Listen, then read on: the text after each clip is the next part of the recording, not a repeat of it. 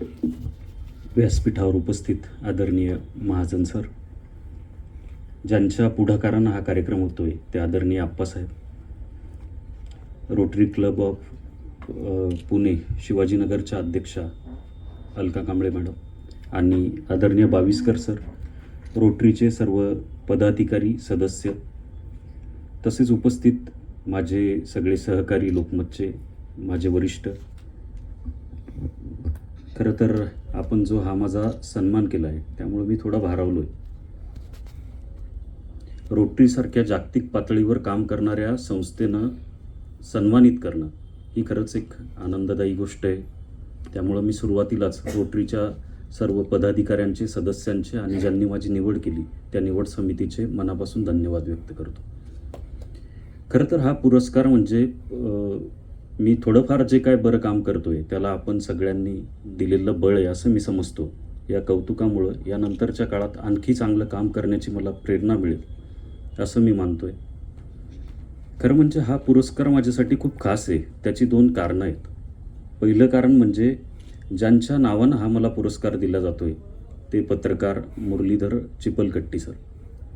म्हणजे आज सर्वसामान्यांच्या प्रश्नाकडे दुर्लक्ष करण्याचा हा काळ आहे, पण या काळात पत्रकारितेची नीती, मूल्य, संस्कार आणि संस्कृती जपणाऱ्या मुरलीधर चिपलकट्टी यांच्या नावानं मला पुरस्कार मिळतोय ती माझ्यासाठी खरंच अभिनंदनाची, आनंदाची गोष्ट आहे. म्हणजे पुण्यासारख्या शहरात सकारात्मक, स्वातंत्र्य काळापासून सकारात्मक आणि तरीही आक्रमक अशी पत्रकारिता त्यांनी केली आणि त्यांच्या नावानं मला हा पुरस्कार मिळतोय ही माझ्यासाठीची मोठी गोष्ट आहे. आणि दुसरं कारण म्हणजे आदरणीय बाविस्कर सर, म्हणजे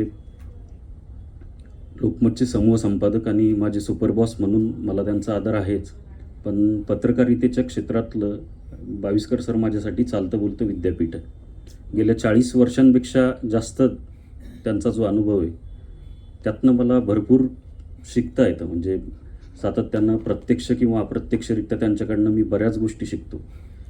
राज्यातल्या सगळ्यात मोठ्या दैनिकाला आकार आणि उकार देण्याची जबाबदारी सरांवरती आहे. त्यात सगळ्या घटकांना कसं सामावून घेता येईल यासाठी सर जे दररोज कष्ट घेत आहेत ते मी बघतोय आणि त्यामुळं चांगल्याला चांगलं आणि वाईटाला वाईट म्हणणाऱ्या माणसाच्या हातून मला पुरस्कार मिळतोय, त्यामुळं मला त्याचा आणखी आनंद आहे.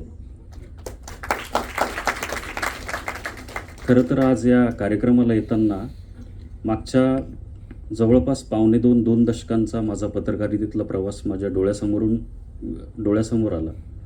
मला सगळ्यात पहिलं नाव आठवलं ते स्वर्गीय नरेंद्र लांजेवार यांचं.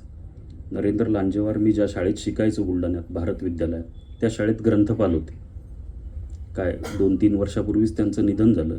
त्यांच्याच आग्रहामुळं मी लिहायला लागलो. म्हणजे मी पत्रकारितेत येण्याआधी विश्वविजेता म्हणून एक बुलढाण्याचं दैनिक होतं, तिथं सातत्यानं लिहत होतो. म्हणजे जवळपास 3-4 वर्ष लिहत होतो. त्यानंतर मी तसा दोनही बंधू, चुलत बंधू इंजिनिअरिंगला असल्यामुळं मी इंजिनिअरिंगला होतो, BTech कॉस्मॅटिकला होतो. पण त्यांच्या आग्रहामुळं मी BA केलं मराठीत. त्यानंतर मी जर्नलिझमला त्यांनीच मला पुणे विद्यापीठाच्या पत्रकारिता विभागात प्रवेश घ्यायला प्रोत्साहित केलं. मी रानडेत प्रवेश घेतला. रानडेत माझं जर्नलिझम पूर्ण झाल्यानंतर माझ्या करिअरची सुरुवात पुढारीपासून झाली. मी पुण्यात पुढारीत काम केलं. पुढारीत काम केल्यानंतर मी जळगावला गेलो. जळगाव सकाळमध्ये मी काही वर्ष काम केलं. काही महिनेच मी जळगावमध्ये होतो. त्यानंतर जळगावमध्ये अमळनेर तालुक्यात जे विभागीय कार्यालय सकाळचं, मी तिथे गेलो. तिथे गेल्यानंतर ग्रामीण भागातले बरेच प्रश्न मी तिथं हाताळू शकलो. पण त्यातही एक महत्त्वाचं म्हणजे पर्यावरणाच्या अनुषंगानं मी तिथं चांगलं काम करू शकलो. प्रति पंढरपूर म्हणून तिथं बोरी नदी अमळनेरची प्रसिद्ध आहे. तर तिथं पर्यावरणाच्या दृष्टिकोनातून कशा पद्धतीनं चांगलं काम करता येईल यासाठी आम्ही पुढाकार घेतला. तिथल्या काही संस्थांना सोबत घेतलं आणि ते काम मी करू शकलो. त्यानंतर मी भास्कर ग्रुपच्या मराठी दैनिकात अकोल्याला गेलो. अकोल्याला अगदी वरिष्ठ उपसंपादक ते विदर्भ आवृत्तीचा संपादकीय प्रमुख अशा वेगवेगळ्या पदांवरती मी तिथं काम केलं. बातमीदारी करताना मला कायम असं वाटतं म्हणजे की कुठल्याही विषयाच्या आपण जेवढं खोलात जातो तेवढं अधिक चिंतनशील होत जातो. तेच बातमीच्या बाबतीत असतं. म्हणजे तुम्ही एखाद्या बातमीच्या बाबतीत जेवढं खोलात जाल तेवढी ती बातमी परिपक्व होत जाते. कोविडच्या काळात सगळेजण आपण घरात लॉक होतो, त्यावेळेला मी विदर्भात रिपोर्टर टीम घेऊन ग्राउंड रिपोर्ट्स करत होतो. त्या ग्राउंड रिपोर्ट्सच्या माध्यमातून कधी प्रशासनाचं कौतुक, जे चांगलं काम करत आहे त्याचं कौतुक, तर कधी प्रशासनाच्या चुका दाखवायचं काम करत होतो. तर प्रशासनाच्या चुकांनी कसा कोविडचा आकडा विदर्भात वाढतोय, अशा बातम्या, असे ग्राउंड रिपोर्ट आम्ही तेव्हा करायचो. तर ते करताना जिल्हाधिकाऱ्यांनी गुन्हा दाखल केला. खचलो होतो त्यावेळेला, पण नंतर परत आम्ही दुसऱ्या दिवशीची आमची हेडलाईन होती की असा गुन्हा करू पुन्हा पुन्हा. आणि मग एक प्रकारचं बळ मिळालं. परत आम्ही ग्राउंड रिपोर्ट करायला लागलो. आणि नंतर असं म्हणतात ना, तुमचा हेतू चांगला असला की तुमचा एकदा हेतू क्लिअर झाला की तुम्हाला सगळे मदत करता. प्रशासनाने ते गुन्हे नंतर मागं घेतले. त्यानंतर असाच एक प्रकार घडला होता वर्धा जिल्ह्यातल्या हिंगणघाटमध्ये. म्हणजे वर्धा जिल्ह्यातल्या एका तरुणीवर भर रस्त्यात पेट्रोल टाकून तिला जाळण्यात आलं. तिथला आशिष पावडे नावाचा आमचा रिपोर्टर होता. त्यानं जेव्हा ही बातमी मला सांगितली आणि त्यानं जो फोटो मला पाठवला, तो फोटो पाहून अक्षरशः मी अस्वस्थ झालो. अशा स्वरूपाचा फोटो बघितल्यानंतर मला 2 तास काय करावं हे समजत नव्हतं. त्यानंतर मी निर्णय घेतला की मी किमान विदर्भ आवृत्तीत फ्रंट पेजला तो फोटो वापरेल.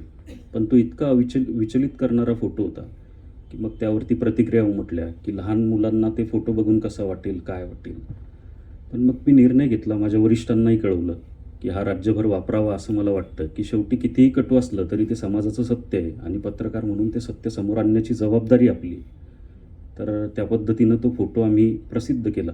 तो फोटो प्रसिद्ध केल्यानंतर 3ऱ्या-4थ्या दिवशी तिथे कॅम्पेनसारखी एक चळवळ उभी राहिली आणि त्या तरुणीच्या वर अत्याचार करणारे गुन्हेगार, त्यांच्याशी संबंधित लोक यांच्यावरती कारवाई झाली.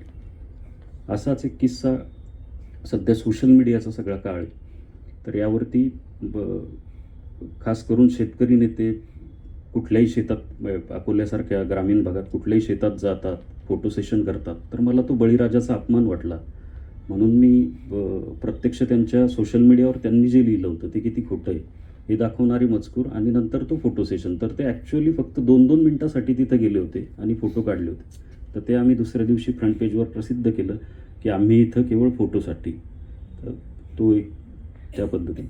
नंतर पुण्यात आल्यानंतर मला लोकमतसारखी ही संस्था अशी आहे की तिथं प्रचंड फ्रीडम मिळतं. म्हणजे अगदी मालकांपासनं ते अगदी संपादकांपर्यंत सगळ्यांनी फ्रीडम दिलं. त्यामुळं ललित पाटील प्रकरण हे आपल्या सगळ्यांना माहितीच आहे. दुसऱ्या दिवशी ललित पाटील प्रकरण संपलं असं सगळ्यांनी जाहीर केल्यासारखं होतं. पण तब्बल 20 दिवस आम्ही 20 वेगवेगळ्या बातम्या इन्व्हेस्टिगेट केल्या आणि ललित पाटील प्रकरण लावून धरलं. त्याचं हे असं झालं की त्याला मदत करणारी जी लोकं होती, म्हणजे ससूनची लोकं असू द्यात, पोलिसांमधली लोकं असू द्यात, तर त्याला ज्यांनी मदत केली त्या सगळ्यांवरती गुन्हे दाखल झाले, त्यांच्यावरती कारवाई झाली. त्यानंतर पोर्शेकारच्या अनुषंगानेही तुम्हाला सगळ्यांना माहितीच आहे की श्रीमंत बापाच्या पोरानं 2 जीव घेतले. तर नेमकं तो विषय आपण कशा पद्धतीनं हे करावा, तर त्यातही सगळे अँगल आम्ही हे केले. रक्तबदलाचा प्रामुख्यानं जो मुद्दा होता तो लावून धरला. आणि मला सांगायला आनंद होईल तुम्हाला की अजूनही वर्षापेक्षा जास्त कालावधी झाला, अजूनही ते आईवडील आणि हे जेलमध्ये सुटलेले नाही आहे. तर अशा अनेक गोष्टींवर काम करता येतं आहे. खरं तर मला असं वाटतं की आजची पत्रकारिता म्हणजे हा काही व्यवसाय नाही आहे, ही समाजासोबतची सजीव नाळ आहे. जोपर्यंत आपण माणसांशी बोलत नाही तोपर्यंत आपण पत्रकार आहोत अशा पद्धतीनं म्हणूच शकत नाही. म्हणजे आजकाल माध्यमं बदलली आहेत. म्हणजे पूर्वी मला आठवतं 18-20 वर्षापूर्वी बातमी लिहायला रिपोर्टर ग्राउंडवरती जायचा, माहिती गोळा करायचा. त्या माहितीच्या अनुषंगानं जर त्याला काही संदर्भ लागले तर ते शोधायचा, त्या संदर्भाची फॅक्ट चेक करायचा, त्यानंतर ती बातमी सबमिट करायचा, त्या बातमीवरती संपादन व्हायचं आणि त्या बातमीवरती संपादन झाल्यानंतर ती बातमी प्रिंटिंगला जायची, छापायला जायची. आताचा काळ असा आहे की मोबाईल आल्यानंतर तुम्ही बघताय की मोबाईल आले, संवाद एकदम फास्ट झाला आहे. त्यानंतर सोशल मीडिया आला, आणखी फास्ट झाला आहे. आता तर प्रत्येक न्यूजरूममध्ये किंवा प्रत्येकाच्या हातात AI आलं आहे. पण या सगळ्यात सर्वात महत्त्वाचं आहे की माणसाच्या बातम्या, माणसाबद्दलचं लिहिणं. मला असं वाटतं की जोपर्यंत कुठलाही पत्रकार माणसाला वगळून काही करायला जाईल तर ते फार काळ चालणार नाही. पत्रकारितेच्या केंद्रस्थानी माणूस असला पाहिजे, सर्वसामान्य वाचक असला पाहिजे, अशी माझी भावना आहे. खरं तर आपण सर्वांनी जो हा माझा सन्मान केला आहे, मी सगळ्या आयोजकांना, आप्पासाहेबांना आणि कांबळे मॅडम यांना आश्वस्त करू इच्छितो की तुम्ही मला हा पुरस्कार दिला आहे, तुमच्यावर कधीही पश्चातापाची वेळ येणार नाही याची काळजी मी घेईन. आणि आपण जो माझा सन्मान केला त्याबद्दल मी खरंच पुन्हा एकदा मनापासून धन्यवाद व्यक्त करतो. धन्यवाद.